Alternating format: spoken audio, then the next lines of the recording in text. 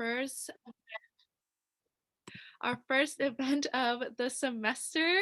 I hope you guys are having a good semester. I know that it's sort of weird being like hybrid and sometimes some of your classes might be in person, some are remote.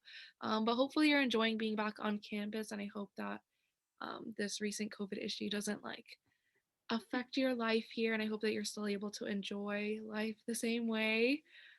So what we're going to talk about today is navigating campus resources. We wanted to help you guys understand all of the resources available to Hopkins, and some of these I didn't even know myself. So hopefully you guys will get a lot out of this. So we're going to go through academic resources, career and development, health and wellness, financial resources, and dining and transportation last. So for academic resources, here's the academic calendar schedule. So you have your first day of classes on January 25th.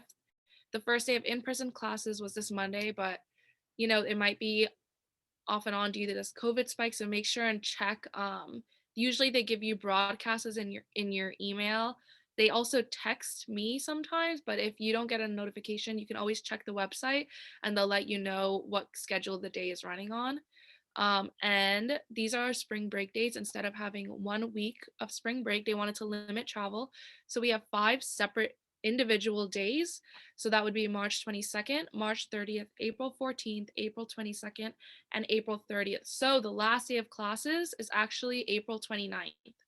And reading period is going to be from May 3rd to 4th, and the exam period is May 5th to 13th. And okay.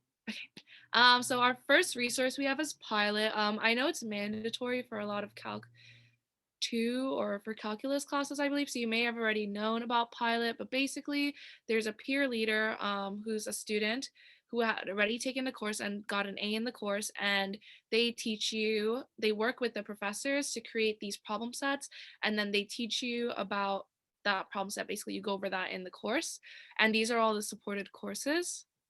And you can register here at this link. We're going to be sending these slides out hopefully tomorrow so that you guys can have this for your future knowledge. But yeah. Next, we have Study Consultant. So it's a personalized consulting service to help undergraduate students strengthen their academic skills and adjust to college. So it's weekly 1-hour meetings, and the consultants are accomplished juniors, seniors, and graduate students. So it is operating at a virtual capacity fall and spring, and you would have to request a consultant. But I believe that the consultants have drop-in hours where you can go in to talk about whatever you need assistance in. But going to that link would have all the information on it. Can I add my experience about this? So Yeah. I actually had study consultant my sophomore year, and it was like definitely helpful, especially like with those tough classes that are pre-med that like just require like a lot of like demand and like rigor, and like it's really hard to balance all this stuff because it's like stuff you've done for the first time. I think I highly recommend study consulting. And for me, I kind of didn't have the best experience because my study consultant was in the middle of studying for the MCAT and applying to med schools. I had him in the spring, I had him in the fall and he was fine, but then in the spring things got hectic for him and he just took on more than he could like actually handle. And so I recommend, like, if you were ever put in that situation, like definitely advocate for yourself. Like I said that, like, I didn't tell my consultant, but I just emailed the director and I was like, I think I need a new one. I didn't give an explanation. You could like leave it at that. You can give an explanation, but I just say, like, for anything, like any of these resources, it's like even like later, like for like individual tutors or anything, definitely advocate for yourself if you're not given the like proper like tools that you deserve. But yeah, that's just my experience, but it's definitely helpful. That was just an experience that I had. And so here we have Learning Den. And so there's group tutoring for Learning Den as well as individual tutoring. So group tutoring is they have the drop-in and it's by appointment for STEM courses with large enrollments, and it's eligible for all students. So these are the courses that's supported: Biochem, Gen Bio 2, Genetics, Cell Bio, Intro Chem 2, Organic Chem 2, Stats, Physics 1 and Physics 2. So these are like major pre-med courses, and they have individual tutoring, which is one-on-one tutoring for most courses, but students must demonstrate a need and be referred by an advisor, TA, or professor. And for CSS students, which is like FLI, Jump, and Hopin, they have access to individual tutors and can be requested through your program. So if you're interested in this, you can just email this email, um, and they should be able to assist you in pairing you up. Yeah, and if you are Jump, Hopin, like if you fit, you could just email Dr. Wynn or whoever's in charge of Hopin. Like you could just email them and let them know I'm struggling in this class. I need a tutor, and then they'll get you one. It's as simple as that. And maybe they would like meet with you to figure out like what's going on, but it's literally as easy as that. And I've definitely used it before. And so here's the group tutoring links. These are all the Zoom links. I just wanted to put them here so you guys had them. And there's also help rooms. I believe there's a math help room, but I was unable to find the updated links for math help room. So I think you would have to reach out to the Learning Done specifically to ask them, because I just think they didn't update their website. But these are the neuroscience and economic help rooms, and these are the dates and times. So if you're ever interested, you can just drop in and they will help you with whatever you need. Like that is the point of the help rooms. You can just drop in whenever their hours are open and they should be able to assist you.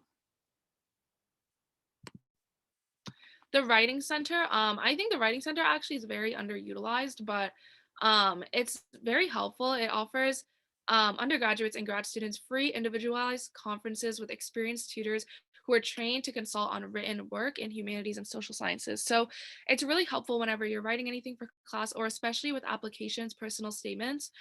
It would definitely be helpful. And so they resumed operation on January 31st. And the thing with the writing center is you have to schedule the appointment 2 to 3 weeks in advance. So if you know that you have like an application due March 1st, like maybe you might want to schedule something with them like now or like a little bit before now. Like, just make sure you're scheduling it like 3 weeks in advance so that you have time to go over it and then edit it after they make their comments. And so you can use this link to make an appointment, but definitely utilize them. I think that they're very helpful. And before we move on to career and development resources, I also wanted to talk about advising. Everybody freshman year has an academic advisor, and once your major solidifies after sophomore year, you have your major advisor. And I would really recommend just keeping in touch with your advisor. And if you think that you don't have a good advisor or you don't like your advisor, you can reach out and request a new advisor. Um, and because your advisor is really important, like to meet with them every semester so that you can schedule your following semester. Usually it's good to meet with them before class registration. Some advisors will reach out to you and email you and be like, oh, schedule an appointment right now. um, but some of them won't, and if you don't meet with your advisor, you have a hold on your account, so you can't register. And some people get screwed over because they don't realize the hold is on their account until they're registering, and then they don't get into their classes. So it's really important to just keep meeting with your advisors, and they could be really helpful if you have a good advisor. So if you don't like your advisor, definitely request a new one or just start seeing someone new, like setting up an appointment with someone new. Um, yeah. And so for career and development resources, we have the Life Design Lab, which was formerly known as a career center. So they have life design educators. Everyone is assigned one based on your major. You can find yours at the link that is here and connect with them during virtual office hours. The Life Design Lab also has its own office hours, which I went to because I was looking for a job that wasn't actually like related to my major, and they were super helpful. So I definitely recommend, like, if you don't even know where to start, just drop into their office hours, which are listed on their website. And it would be a great place to start if you don't know like what you want to do, I guess. And they also have research opportunities. So the pre-prof office is hosting a how to find research event with which is in collaboration with the Hopkins Office for Undergraduate Research on Monday, February 8th at 5 p.m. And they're going to teach you like ways to find research and how to use Forager One.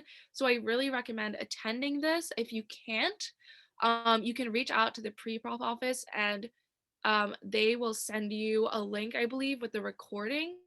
But definitely attend if you're looking for research. Our is also a great resource for research. If you want more information about our, we can send you guys like our slides that we had about research opportunities from our research GBM last semester. And then the last aspect of the Life Design Lab is developing your application. So they're really big on tailoring your CVs and resumes and helping you with your cover letters, doing interview prep, personal statements, portfolios. They're really, really a great resource. So definitely reach out to them if you are looking for other opportunities. And we actually have a collab with them on February 11th at 7 p.m. So we're going to do an interviewing plus resume slash CV workshop. So definitely be sure to come if you can attend because they're truly amazing. I really do like the Life Design Lab and I highly recommend everyone check them out.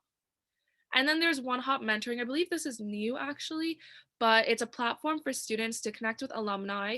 And it was supposed to be like an easy user face where you could connect with JHU alumni that have careers in sectors that you're interested in working in. And it's a good way to network and find shadowing and work opportunities as well. It gives you a customized list of people who are willing to provide you mentoring and general career advice. And it's a similar format to LinkedIn if you guys have a LinkedIn. So, but it's just Hopkins students. So it's definitely a resource worth checking out. Oh, and this is what it looks like. Oh, this was great. So here's like all of it says like, oh, people who have experience in health and medicine, it'll show you like all the previous Hop alumni. Yeah, I was on it yesterday and took a screenshot and then saw somebody I knew who graduated and messaged her on it. So yeah, definitely use it. And I think the Life Design Lab also has a lot of good tips as to how to use these type of things. I think I remember I like attended a workshop where they talked about how to really use this. So it's really like it's kind of like LinkedIn, but only for Hopkins people.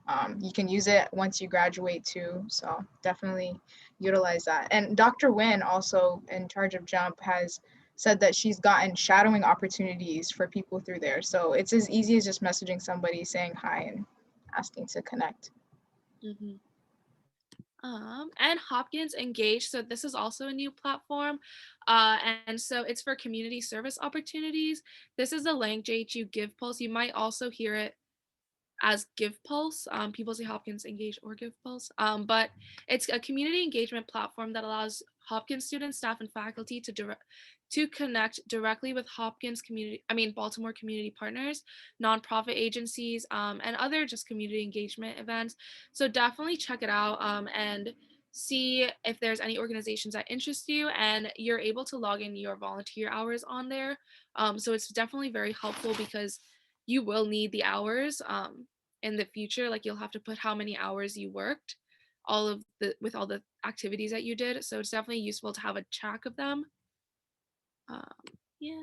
Oh, and so Jump, I'm sure you guys know what Jump is. A lot of people in our organization are part of Jump, but if you don't, it's the Johns Hopkins Underrepresented in Medical Professions, and it's similar to us, but to become a member you have to attend a Jump 101 meeting, and they provide a lot of opportunities that are similar to what we provide. And so we love working in collaboration with them because I think that the more opportunities you can get exposed to is the better. Like you can never have too many resources. um, so yeah. So our third topic today is health and wellness, which I think is not talked about enough. But student health and wellness, I'm going to start with. They actually have a wellness to go vending machine, and this I really want to promote because they have like pregnancy tests for $8. They have like emergency contraceptive for $11, and normally emergency contraceptive like Plan B is like $60. So, and they have like a lot of other things that I definitely don't know about, but it's a lot of different ointments and like antibiotics, and not antibiotics, sorry, but definitely a bunch of different ointments and creams and like anything for pregnancy prevention. So I would definitely check it out. Basically, you go to the Student Health and Wellness Center, which is um it's on the same It's like by where Maxie's used to be, but I don't know if you guys know where that is.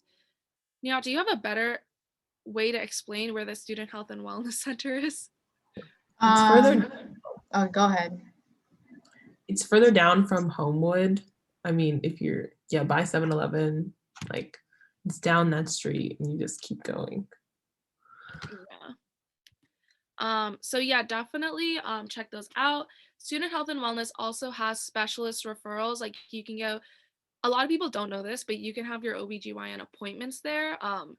And so that's super helpful. And they also do STI testing. And I think there's a certain time when it's free. So definitely check that out. They do like all other referrals. Like if you have to get an x-ray, I had to get an x-ray once and they referred me to MedStar to get my x-ray.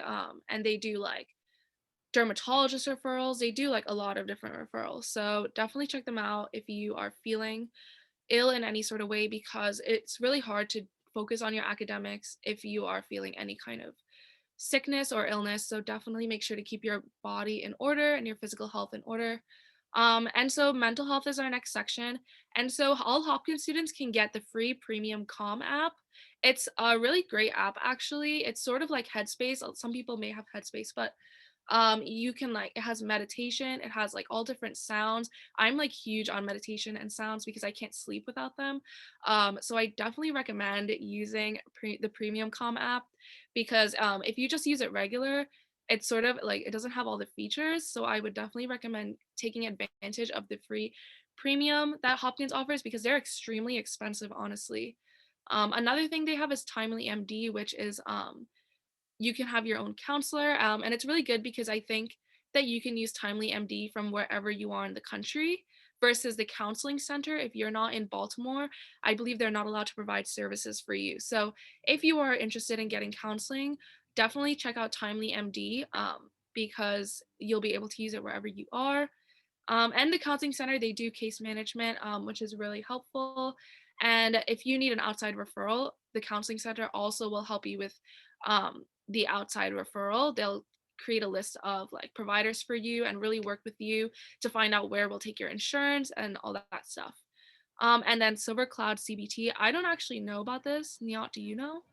Yeah, so well, to add on to the Timely MD, like a good thing about Timely is that you can use it 24/7. So like sometimes like if there is like something going on, like if there's a crisis or you need someone to speak to immediately, you can definitely just go on there, and like there will be therapists that are like 24/7 that you can speak to like on the go. So that is one benefit, I think. Like whether you're on campus or off campus or even in another state or country, like I think that's something that a lot of people don't know about, that people should definitely utilize more. And then Silver Cloud CBT, so it utilizes the cognitive behavioral therapy. You will be assigned like an advisor type of person on that site, and they'll essentially like you're just going to be like asking questions and answering questions. It's kind of like a place to like journal a little bit. But you all are also like assigned like some sort of advisor that like emails you and kind of checks in. And so yeah, you can like research what cognitive behavioral therapy is if you want, but it's like one of the most like types of like empirically proven to be like one of the best types of therapy. So you can like look into that too. But yeah, I think that's all I know. Oh, and also the Calm app is really good. Like I used to have trouble going to sleep, and there's like this nap feature where like there'd be a person like just like helping you go to sleep, and I would like listen to that in the background. It's really good. Highly recommend all these things.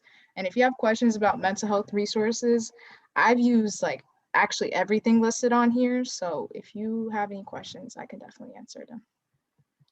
And our last section is physical health. So Hopkins offers free virtual group fitness classes. So that would be really helpful. And they're also planning to open the rec center. So they were supposed to open on February 1st, but unfortunately they had to delay 2 weeks to train I believe the rec center staff. And so you would have to download the Follow Me to the Rec app. And then in 2 weeks, when it does open, you're going to have 45-minute time slots. The equipment is going to be spaced out so that everyone is social distancing, and you can only do one. So they're going to have like strength separate from cardio, and your 45-minute time slot can only be for one of them. So you have to choose like if you want to do strength that day or if you want to do cardio. And I believe you can only do 4 days for each week. And then in a month, the swimming pool is going to be set to open, and you're going to have to wear, they're going to be, the showers are going to be open, but you have to wear your mask when you are on the deck. Like you can take it off right before you go into the pool, but like if you're on the deck, you have to wear the mask. But I'm sure more information will come out about this once they really solidify the opening, but just so you guys have a heads up. But you're going to need to sign up for it on the Follow Me to the Rec app. So if you're interested in going to the rec center, definitely make sure you download that app and check it out beforehand so you know before all the slots fill up.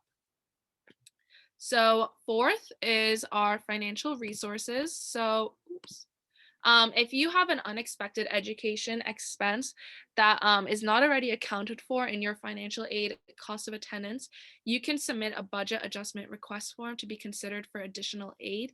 So I actually did this and I was able to get an iPad. And I highly recommend everyone do this. If you need something else, like virtual learning is definitely really hard, and like there are people who have technological difficulties and stuff. So if you need anything like a printer, an iPad, like anything, definitely submit a budget adjustment request form. It should be on your SIS when you go to financial aid. There's like online forms or something. It should be there. If you need more help, you can just message us and we can help you locate that. But the max for technology, like a computer purchase, is $2,000. So just keep that in mind when you're requesting items. Like you can only, if you want to request technology like computers, iPads, printers, anything like that, it's just capped at $2,000. And then student outreach. So this is a really great resource. They can advocate on your behalf with regards to financial aid concerns. If you have to take an emergency leave or illness and you need help, like they can help you out with that. They also can have emergency funds where they can help students facing financial difficulties due to emergency situations or one-time hardships. And so the link is here in the slideshow. So when we send it out, you can definitely go to that link. There's also their own website, which is over here. Also, if you have food insecurity, they have food resources, whether you're here or on campus, whether you're here or off campus, I think. And for off-campus housing students, Hopkins Food Pantry at OMA is also helpful, but it's not open right now. And then there's a care team, which care and access to resources to promote a safe and secure environment and to maintain the safety, health, and well-being of the campus community. So definitely reach out to this if you have other needs, because the financial aid office themselves is sort of difficult to get in contact to, and I think that they are limited in what they can provide. So definitely make use of the student outreach. Also for financial aid, if you ever have a financial aid issue, call them. Like call the number. It's much more efficient than it's much more efficient than emailing them. Sorry. I just need to reshare my screen. And I could talk more about student outreach. So I've had to use them multiple times. Like usually if there's like a family emergency or if there's like something going on that's also impeding like your schoolwork, you'll be assigned a case manager. I think they're assigned by alphabetical order. So you can like go on the website and see who yours would be, and you would like meet with them and they will advocate on your behalf or help you advocate on your behalf with regards to like assignments. Like they can tell your professors like there's actually legitimately something going on with the student, and like they'll like tell the professors that like that you need additional assistance, that you need more flexibility. So definitely like I've heard stories of people like wishing that they'd known about this earlier, because they would just like tough it out and like not tell the professors what's going on, and like sometimes their grades suffer. So definitely use student outreach. They're a good liaison between financial aid towards like your professors. They're like a liaison for like a lot of these different like offices and places on campus, including student disability services. So definitely use that. And the emergency funds, they can even be used like financial aid does not take into consideration, for example, clothing. So like, for example, if you come from a place that is like really warm and you've never had to have a jacket before, like they'll provide you with emergency funds so that you can be able to buy coats or like buy like these additional things. So and so definitely use student outreach. And I think there are a couple of questions. Definitely wish you knew about this. Yeah, I feel you on that one. Yeah, so definitely utilize them because they're so helpful. And the last thing I wanted to talk about was transportation resources, because I think actually a lot of people don't know about this. And so first off is the Jhmi shuttle, but you'll hear it referred to by people as the Jhmi. They'll be like, oh, are you taking the Jhmi? So this is Hopkins right here. And I don't know if you guys know where Charles Commons is, but Charles Commons is where like you end, like you would get off here and you get on at the Barnes and Nobles, right in front of the Barnes and Nobles. You'll see people waiting there. And so these are the stops. So it takes you down. Here's Penn Station. So if you have to go to Penn Station, for instance, you don't have to pay an Uber. Like you can just get on this shuttle and it will take you to Penn Station. And then it goes down. It takes you to Peabody. So let's say you want to go. Mount Vernon has a lot of really nice restaurants. So if you want to get to Mount Vernon and you don't want to take an Uber, you can just take it to Peabody, which is the music conservatory, and then just like walk a block. And then these are like all the stores are here. And it takes you to the Med campus. That's the last stop. So if you want to do research and stuff, it is like a really helpful instead of like, because Ubering would just be so annoying. So definitely utilize this and take this to do your research. And so you can track it using the Translock app, and there are schedules. So usually, I don't know what the schedule is now because of COVID. I believe though it's every 15 minutes. But definitely just check the schedule because sometimes they change and you never know with these buses. So just make sure you check it. And this is a Blue Jay shuttle. I think like all upperclassmen use the Blue Jay shuttle like religiously. It is so helpful. It's sort of like having your own chauffeur. But basically you call them on the same app. And I put it here because sometimes the app is sort of hard to use. So basically like this is what it looks like when you open the app, and then you would press request a ride and then see. So this is where I live. um, but it would have, usually this will be filled in automatically with where you are, and then you set the drop off address and you set how many passengers are with you. So you can call a Blue Jay shuttle for all of your friends, like if there's 5 of you or something. And it takes you anywhere within a 1 mile radius, which is pretty good because I think a lot of people like to go to Hamden when they're, in their free time at night to like just walk around. And there's a lot of restaurants here. Also, it takes you to like it doesn't go all the way down here, I don't think, but it goes to like around Penn Station, like right before Penn Station, where there's this Korean barbecue place that everyone loves to go to, so people also use it for that. But yeah, it's super helpful. Also the grocery, like anytime you need to go to Giant, this is definitely very helpful because you can just call the Blue Jay shuttle and it'll drive you to Giant. And it's especially helpful when coming back because you'll have all your groceries with you, and it would be so difficult without a vehicle. And the hours of operation are from 6 p.m. to 2 a.m. So definitely keep that in mind when you're thinking about going on a Blue Jay shuttle. And if the Blue Jay shuttles are busy, they might call you a lift. So just check the app and monitor. Usually they notify you though. And currently the shuttles are limited to 6 people per shuttle. And I believe you have to sit every other seat. So yeah, but please like definitely use it. I wouldn't recommend like just walking around late at night. Especially when you have such an easy like service available. And the college town shuttle. So I included this because I feel like a lot of people like to go to the mall.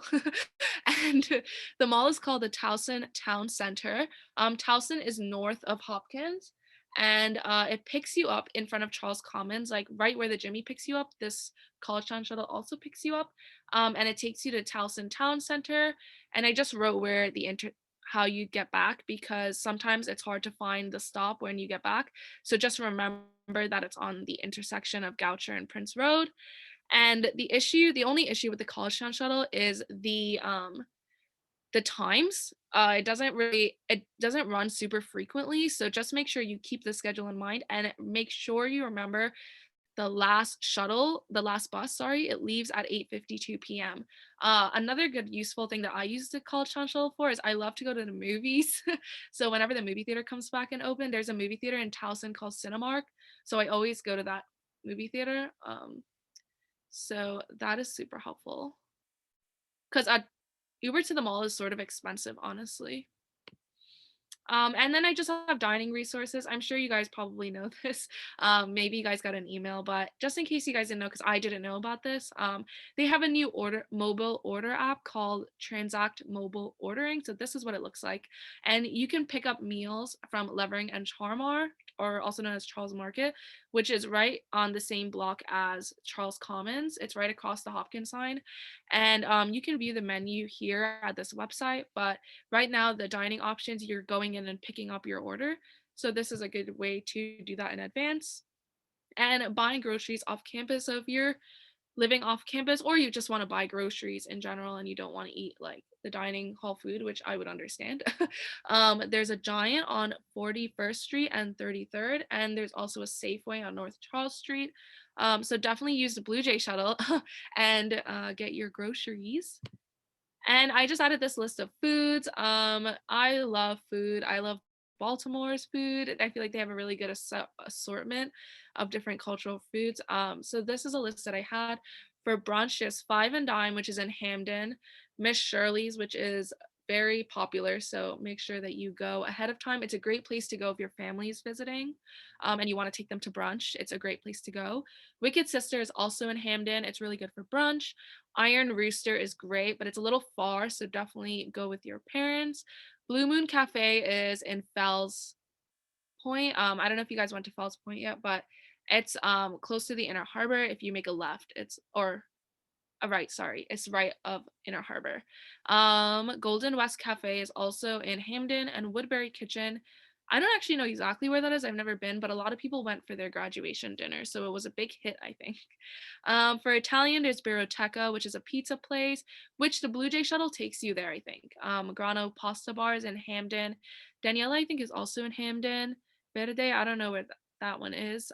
Polly G's is also in Hamden. It's like specialized pizzas. And Iggy's is, I believe, in Mount Vernon. But they're also really good for pizza, and I think they're like BYOB, so that's a big reason people like to go there.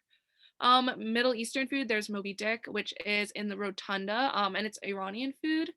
Unfortunately, there's not a lot of great Middle Eastern places here, but if anyone has recs, drop them in the chat.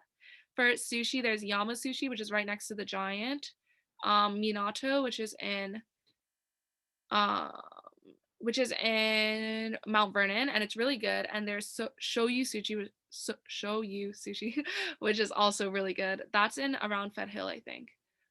For Thai, there's Kunai Thai, which is in Mount Vernon. Mayuri Thai Tavern, I'm not sure where that is. Mexican food, there's Clavel, which is a huge hit. A lot of people here go there because it's really like pretty inside. And you can take a Blue Jay shuttle to Clavel as well. Taqueria El Sabor de Parque is in Patterson Park, but it's really, really good. Everyone raves about it, and it's really cheap. And Holy Frijoles is in Hamden. For soul food, there's Taste This Baltimore, which I really, really love. The Land of Kush, Miss Carter's Kitchen, Ida B's Table. I actually don't know where all of these are because I feel like I always order them. I never actually go to the restaurant, so I'm not sure where these are. And for African cuisine, there's Nando's Peri Peri, which there's one in Towson that I ate at, but I think there's multiple locations. And Tabor Ethiopian Restaurant is also, people have raved about it. So yeah, and if anyone knows any other places, feel free to drop them in the chat. I'm always looking for more places to eat, so definitely feel free. And that's pretty much all we have. Please be sure to follow us on social media, on Facebook and Instagram. Our handle is at JHUMaps.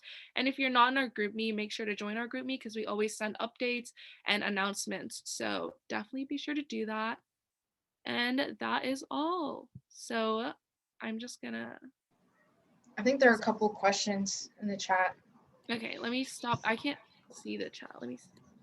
So I got one direct question, which I think is a good one. So I was like gonna ask it out loud. So can we ask Hopkins for help finding jobs outside of school? Like, could I ask for helping finding a job like a CNA job that works with my schedule? If you can ask the Life Design Lab for any kind of job help, because I think that they are really geared toward helping people. Just it's more geared toward like careers and helping people, supporting them in their future goals. So if you have a job that you want to find and it's maybe not in Baltimore or it's not related to what you're studying, they can still definitely help you. For instance, like I wanted to find a job that was totally unrelated to what I was studying in, and they were still able to help me. So yeah, hopefully that answered your question. And to add on to that, I feel like you can also do like a lot of job hunting on your own. And then Hopkins also has the Smile thing, which is where you can find jobs that are at Hopkins, but also they list some that are not at Hopkins. So like if you're looking for jobs that are outside of Hopkins, you can definitely look on there too. I know things are a little bit limited now with COVID going on, and also I think jobs outside of Hopkins listed on there are also limited, but like they definitely also list other jobs on there too. And you can also always do job hunting on your own and like look into a lot of the neighboring hospitals like Mercy or what's the one on right by Commons? There's like another one there too. MedStar. Yeah. So you can like look at MedStar and like apply to those jobs and see like also. Oh, and you don't usually they don't check for your J card for the Jhmi Shuttle, but for the College Town Shuttle, they do ask you for your J card because technically the College Town Shuttle goes through all colleges like Loyola, Morgan State, like all different colleges. So they usually ask just to see your ID. But it's a good practice to always have your ID on you. And you can actually get the J card on your phone. So if you guys haven't tried that yet, definitely look into They don't that. accept that. And I had an experience with that. The College Town Shuttle doesn't accept the one on your phone. So definitely bring your card with you. Wow. Okay, yeah. Bring your card with you. I didn't know that. Wow. Sorry, I'm just looking through the chat right now. Oh, Paper Moon Diner. Oh, yes. I forgot about Paper Moon Diner. Definitely go there too. And it's so close. You can literally like walk there if you wanted to. Oh, and our house. It's also an interesting site. Yeah, super. I think everyone should go at least once.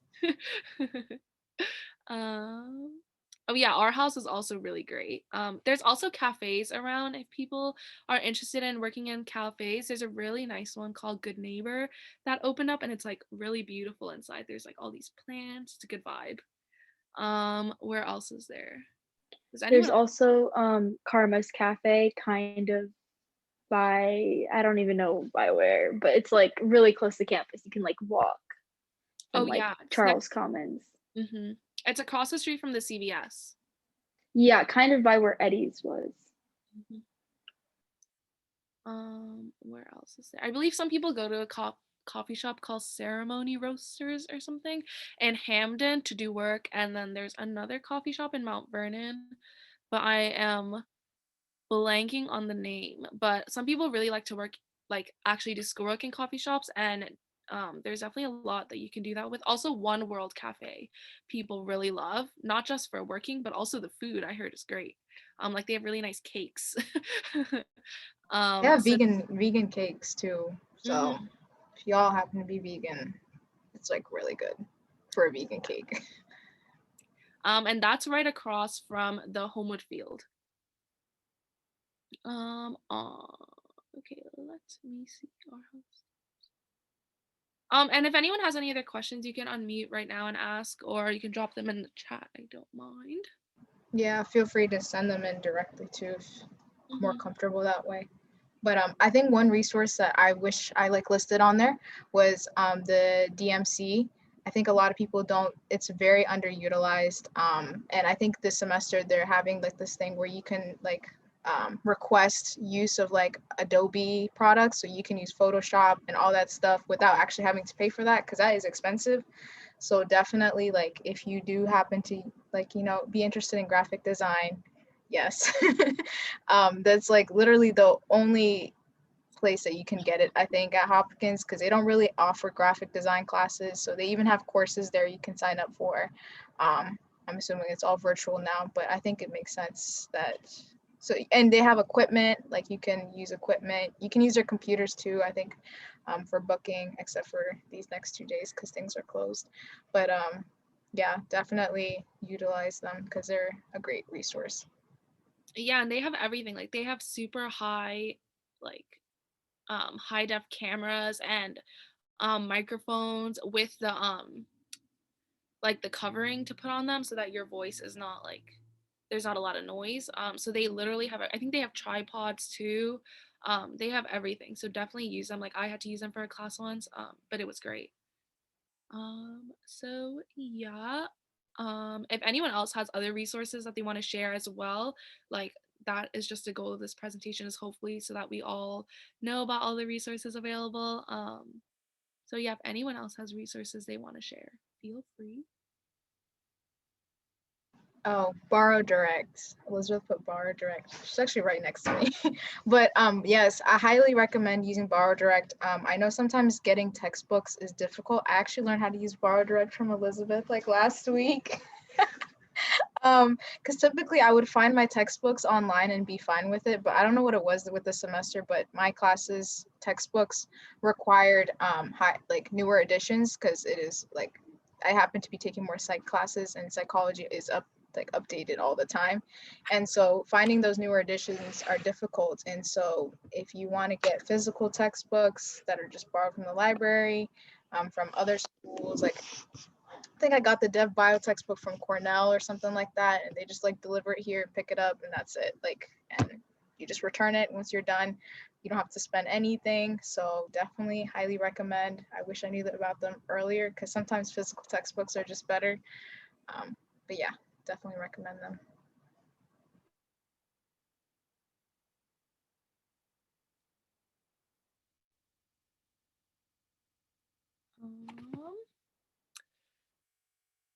Yeah, so if there isn't anything else, we're really grateful for you guys for coming and attending today, and it's going to be recorded. Oh, where do you go to find Bar Direct?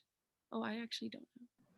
Oh, so maybe if I screen share, it'd probably be best to explain it, because it's kind of a maze. So let me do that. So you can just type in JHU library to go on the initial website. And then there are 3 ways you can technically get textbooks. So you can get it straight from Hopkins. So you can search that like on Catalyst. You can get it through Borrow Direct, or I think you can also do some sort of like thing where they scan and give you copies. So you can hit borrow and request materials, I believe. Okay. And then you can scroll down, and then so if you want to search Catalyst, which is Hopkins, this is ideal because if it's at Hopkins, that's the easiest place to get it. And then Borrow Direct is where it searches like a directory of like schools that they can get the books from, and then you could just hit the link here, and then you can also do interlibrary services. But like my experience with this is that it's been kind of closed with COVID. But yeah, so these are the 3 different ways that you can borrow and request materials. Yeah. Also, soon the library will open up. I forgot to mention this, but I don't think I was searching, and when I searched, they didn't have information on how they're going to monitor it. So definitely just be on the lookout for emails. But I believe they're going to be tracking the number of people in and out, and you can reserve rooms. But again, they haven't released how that's going to happen yet. Actually, they did. Oh, they did? Oh, they didn't really. So I went to the library the other day to pick up my book, and like you just go in like normal, you just scan in your J card and walk in, and it keeps track of the capacity. So like as you guys saw I'm just gonna reshare my screen, but like I don't know why it says 0.2, it's 0. I don't know who'd be working there now, maybe janitors or custodians, but it updates the space capacity at like when you walk in. And so like if there's like a certain level of comfort that you have, like you can like look at it before you actually go to the library and see like the amount of people there, and then you can book rooms like normal, but they have capacity numbers next to them, so you can see like this room, most of them actually are only for one person, unfortunately. There are limited rooms that are for like maybe 3 or more people, so definitely like look out for that. But you can book rooms like normal. For the freshmen, I don't know who can explain best how to book rooms. In my experience, I always just look up like JHU Brody or JHU MSC and like book a room on Google, and it'll just like come up, and it has like this like huge timesheet with like the rooms on the left hand side and the times. I think you can like book 24 hours in advance or something like that. So you can just do it that way. But they tend to like fill up pretty quickly, but I don't think they'll probably fill up even more quickly now that it's like one person. And I also heard that like Brody cafes close and like no foods or drinks. Like you can't eat or drink anything, and your mask has to be on like 100% of the time. And do you know the hours? Is it the same hours, or are they limiting the amount of time students are spending? I know it closes at 10. I don't know when it opens. Probably like around 9 or 10 also. So, 8:30, I guess. Yeah. Oh, that's crazy. Wow. I didn't even know that. And then, I mean, if you're looking for study spaces, there's also the annex, or the tent. But I'm gonna be honest. I mean, me and Ariana are technically gonna be working there, and it's kind of scary. There's gonna be 120 people max capacity at that place, so just be thinking of that, like, because people I think are gonna utilize it, especially since it's on freshman quad. You guys are working there? I thought you were working in Levering. Oh yeah, I am. I'm working in Levering, but honestly, they could put me wherever if they wanted to. Oh my gosh. Yeah, I did my the first shift in the tent the other day, and it was pretty like Nihat saying, there are a lot of people who could go there, but if you're just looking for a quiet place to like do your work, like I think it should be fine unless it like fills up. We have outlets and stuff there. There's a printer there. So, it's kind of like a mini Brody, just outside. So, but like Fevin was saying earlier about Brody, like you still have to keep your mask on, like you can't eat or drink. So it's just something to take into consideration. But if you're looking for a change of scenery, I think, it's a pretty good place to be.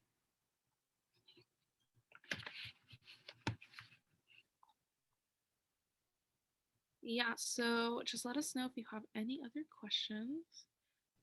So is the freshman annex also going to be monitored by like the J card, like how they're doing in Brody? Yeah, so you show your ProDensity app like you normally do when you get like COVID check-ins. And then in the ProDensity app, you scan like a QR code and it'll check you in. And then from then on, you can see how many people are in the annex at like any given point through the ProDensity app. So as long as you have the app, you can see how many people are in there. And once it reaches capacity, like obviously like, nobody else gets let in, and like we'll let you know about that.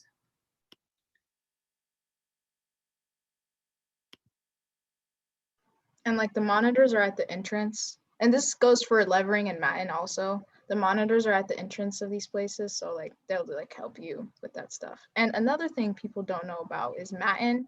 So Matin is where the DMC is, but like if you just happen to be a person who plays an instrument, like maybe piano, I think the drums are broken now. I don't know if they fixed it, but there's also a drum set. And there's like dance practice rooms, stuff like that. So that kind of stuff can be booked. I know the piano and the drums can be booked individually, but another thing you have to keep in mind is that your mask has to be kept on. So if you play like an instrument like that, requires you to use your mouth, like some sort of wind instrument. I don't think you could really play it. So just keep that in mind. We did have practice rooms for that kind of stuff, but if things do hopefully go back to normal, that stuff would be there too.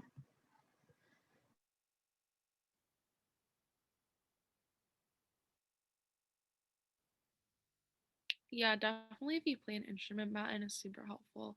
I used to use it a lot because I take a lot of music classes and we would always practice in the Matin practice rooms before class. So definitely make use of that. And they're like, the acoustics are nice in the rooms.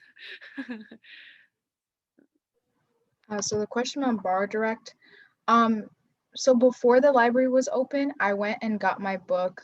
Like literally I just went into the library was closed, but like they have like this like, so they have 2 doors to enter into the library, and in between the 2 doors was where they kept the books when it was closed.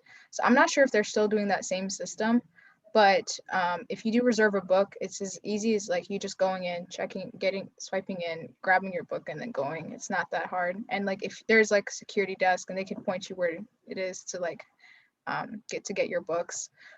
But it doesn't. I don't think they don't deliver your books. You just have to go and get it. But it's not that bad. It's like it'll take you 30 seconds to get your books. Oh, because you're in Texas. Yeah, I don't think so. But She should try and see if she can find e-textbooks. yeah, I would look into e-textbooks and definitely ask like your peers. They probably have PDFs of textbooks and stuff too.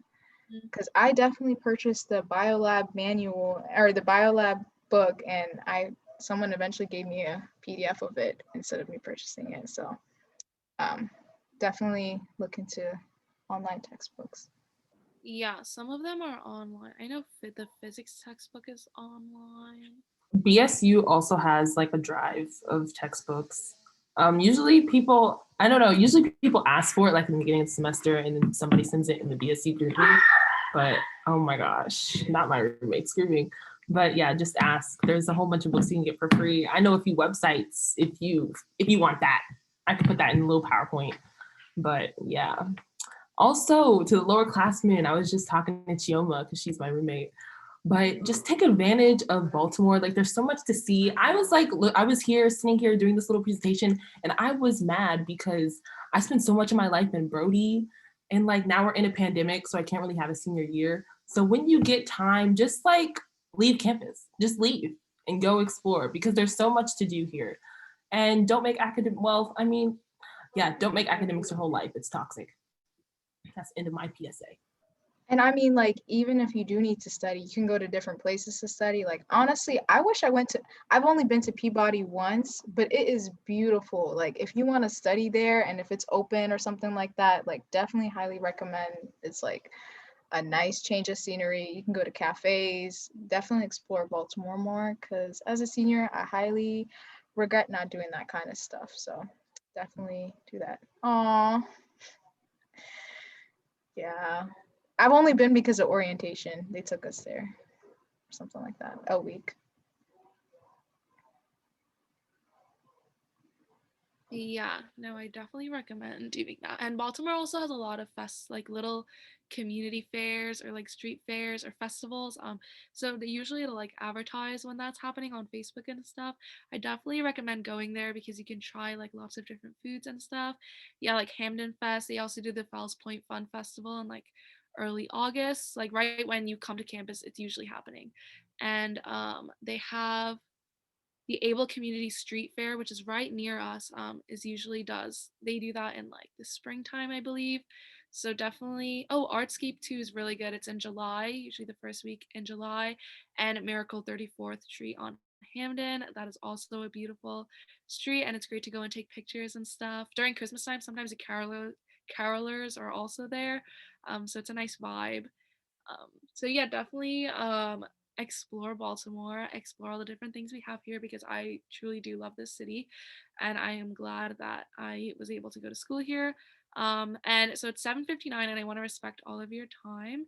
But thank you all for coming to this event. If you have more questions, just DM us or message us or whatever. We were Or come to SIF. I have Civ right after this. Yeah, we have Civ going on after this. Also on our Instagram, we uploaded a sort of our schedule for the semester. So definitely check it out and come to our events because we have a really great plan this semester and we're super excited about what we have in store. But more emails will be coming out and we're going to send this presentation as well as the recording. So definitely stay tuned for all the things that we have. And thank you again for coming today.